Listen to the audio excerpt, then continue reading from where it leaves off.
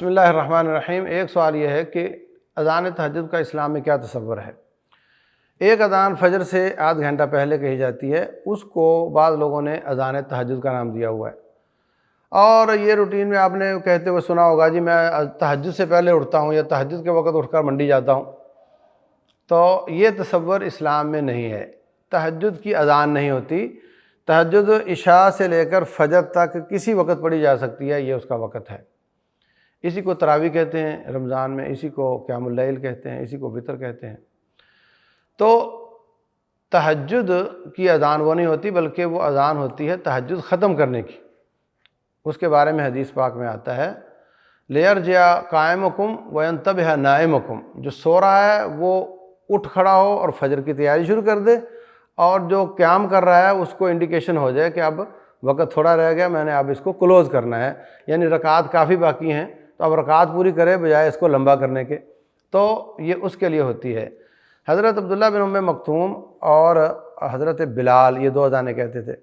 فرمایا اذا اذن بلال فکلوا واشربوا، اذان بلال ہو تو کھایا پیا کرو، حتی یؤذن ابن ام مکتوم، یہاں تک کہ ابن ام مکتوم وہ اذان کہیں، وہ نبینا ہوتے تھے۔ تو ایک چھوٹی سی چوٹی تھی مسجد نبی کی بغل میں، اس پر حضرت بلال اذان کہہ کر نیچے اترتے، اندھیرا اور چوٹی بھی ظاہر ہے، چڑھائی اترائی اتنی آسان نہیں ہوگی، اور حضرت ابن ام مکتوم چڑھنا شروع کر دیتے تھے۔ بس اتنا ہی وقت بیچ میں ہوتا تھا، 20-25 منٹ، آدھا گھنٹہ۔ تو وہ اذان تہجد کی نہیں ہے، وہ اذان تہجد ختم کرنے اور فجر کی نماز کی تیاری کرنے کی ہے، تہجد کی کوئی اذان نہیں ہوتی۔ واللہ اعلم۔ ایک اور سوال ہے کہ زوال کا وقت کیا ہوتا ہے؟ دیکھیں 3 اوقات ہیں جو ممنوع ہیں۔ سورج جب نکلنا شروع ہو یہاں تک کہ مکمل نکل آئے، جب ڈوبنا شروع ہو یہاں تک کہ مکمل ڈوب جائے، اور جب بالکل سر پر ہو یہاں تک کہ سر سے زائل ہو جائے، اسی سے زوال ہے۔ جب سورج مشرق سے نکلتا ہے تو سایہ مغرب میں ہوتا ہے، اور جب سر پر آ جاتا ہے تو سایہ پاؤں کے نیچے چلا جاتا ہے، یہ زوال کا وقت ہوتا ہے۔ اور جب وہ تھوڑا آگے ہو جاتا ہے تو سایہ مشرق کی طرف چلا جاتا ہے، تو ظہر کا وقت ہو جاتا ہے۔ تو تینوں اوقات میں نماز پڑھنا ممنوع ہے۔ سورج نکلنا شروع ہو حتیٰ کہ نکل جائے، ڈوبنا شروع ہو یہاں تک کہ ڈوب جائے، اور بالکل سر پر آ جائے یہاں تک کہ سر سے ہٹ جائے، زائل ہو جائے۔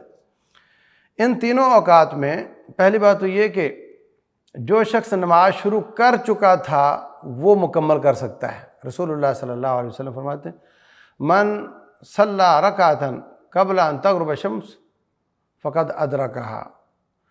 عصر کی نماز پڑھ رہے تھے، کسی وجہ سے لیٹ ہوئے، اچانک آنکھ کھلی، وضو کیا تو سورج غروب ہونے سے پہلے 1 رکعت آپ کو مل گئی، تو فرمایا آپ نے گویا نماز کو وقت پر پا لیا۔ تو ظاہر سی بات ہے یہ وقت ہوتا ہے 2.5 منٹ، 2 منٹ 37 سیکنڈ تقریباً، یہ اتنی دیر میں ٹکیا نکل آتی ہے، ڈوب جاتی ہے اور زائل ہو جاتی ہے۔ تو یہ 2.5-3 منٹ کا جو وقت ہے، جب اس نے 1 رکعت پہلے پائی ہے تو آپ فرما رہے ہیں کہ اس نے وقت پر نماز پا لی، تو اس کا مطلب دوسری اور تیسری رکعت اس کی غروب اور طلوع یا زوال کے وقت ہوگی، تو مطلب جو شروع کر چکا ہے وہ اس وقت میں نماز پڑھ سکتا ہے۔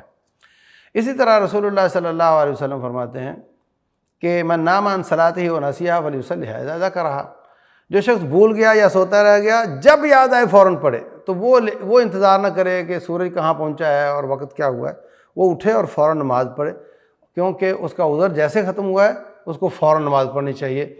تو ہو سکتا ہے وہ وقت اس کی نماز بھی زوال کے وقت ہی آ رہی ہو سکتا ہے۔ تو اس لیے جان بوجھ کر زوال یا طلوع یا غروب کے وقت نماز شروع نہ کرو، کی ہوئی شروع مکمل کر سکتے ہیں، اور اذکار ان اوقات میں کر سکتے ہیں، صدقہ یا آپ کا سجدہ شکر کر سکتے ہیں، سجدہ تلاوت کر سکتے ہیں، ان کی کوئی ممانعت نہیں۔ جو ممانعت ہے وہ صرف نماز کی ہے، نماز منع ہے اور کچھ منع نہیں، اور اس میں بھی ایکسیپشنز اور استثنائی شکلیں ہیں جو میں نے آپ کو بتا دی ہیں۔ واللہ اعلم۔